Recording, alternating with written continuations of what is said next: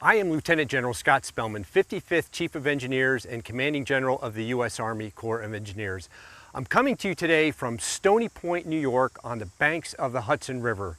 It was at this location in July of 1779 that one of the heroes of our regiment, Lieutenant Colonel Francois de Fleury, exhibited exceptional leadership under fire and was later recognized by the Continental Congress, who even had a medal struck in his honor. The de Fleury Medal was named in honor of Francois Louis Tessèdre de Fleury, a French military engineer serving in the Continental Army. In 1777, de Fleury volunteered to serve with the American Army in our fight for independence from Britain. The Continental Congress appointed de Fleury a captain of engineers, and quickly proving himself in Brandywine, he was promoted to lieutenant colonel.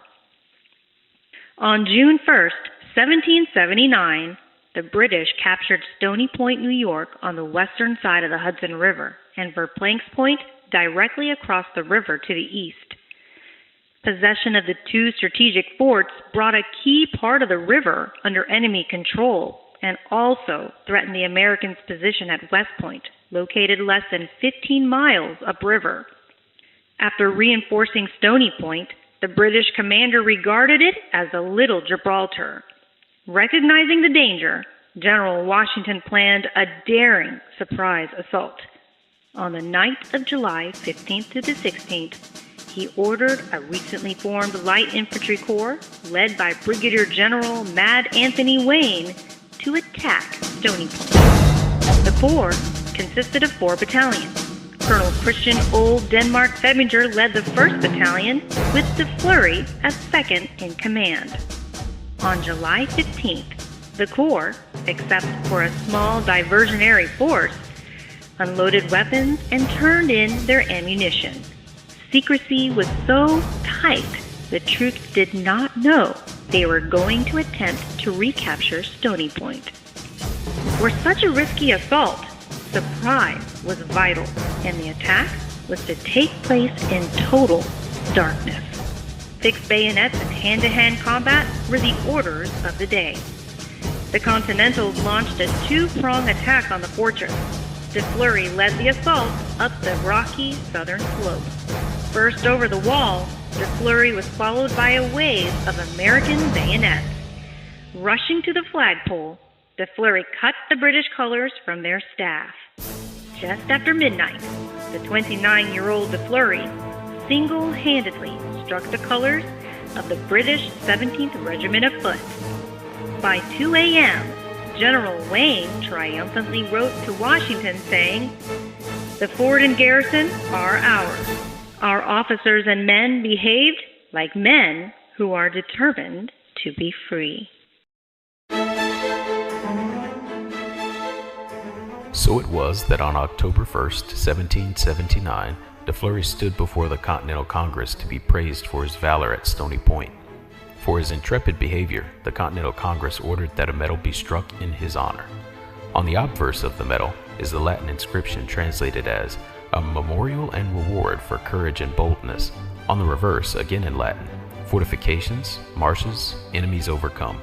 Beneath the fort is the legend, "Stony Point carried by storm, July 15, 1779.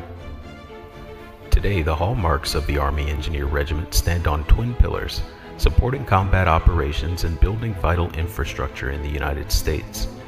The regiment currently consists of 2 elements: the 91,000 Army Engineer soldiers serving in active duty reserve and National Guard troop units, and the 35,000 largely civilian members of the U.S. Army Corps of Engineers. Under the leadership of the Chief of Engineers, the combined engineer team provides engineering expertise to the Army and responds to the nation's toughest challenge. In 1989, the Engineer Regiment adopted the de Fleury Medal as a symbol to recognize today's engineer achievements because of the shared values demonstrated by the man for whom it was struck. The Engineer Regiment makes 4 award levels of the de Fleury Medal: steel, bronze, silver, and gold. Number 1, the Gold Medal.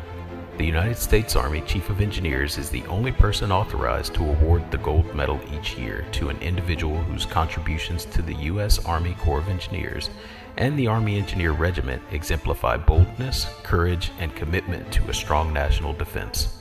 Starting in 2011, 2 gold medals are awarded annually, one to an individual outside the regiment and of national prominence, and one to an individual inside the regiment. The credit for today's De Fleury Award program goes to Major General Daniel R. Schroeder, who in 1989 was the Commanding General of Fort Leonard Wood and U.S. Army Engineer School Commandant. He wanted an award that would tie together the history of contributions of the Army Regiment, the U.S. Army Corps of Engineers, and the birth of our great nation. Today, the U.S. Army Engineer Association is the arbiter of the De Fleury Medal program. The first Gold De Fleury Medal recipient was Honorable John O. Marsh, Jr., the Secretary of the Army in 1989. The most recent recipients are Major General retired Randall Castro and Congresswoman Grace Napolitano of California. Because values have special meaning to our engineer soldiers and those who support them, it is only appropriate that our Premier Engineer Award represent a soldier who served valiantly during the birth of our great nation. And we saw those values on full display 242 years ago right here on Stony Point in Lieutenant Colonel Francois de Fleury. Essayons, Army Strong, Building Strong.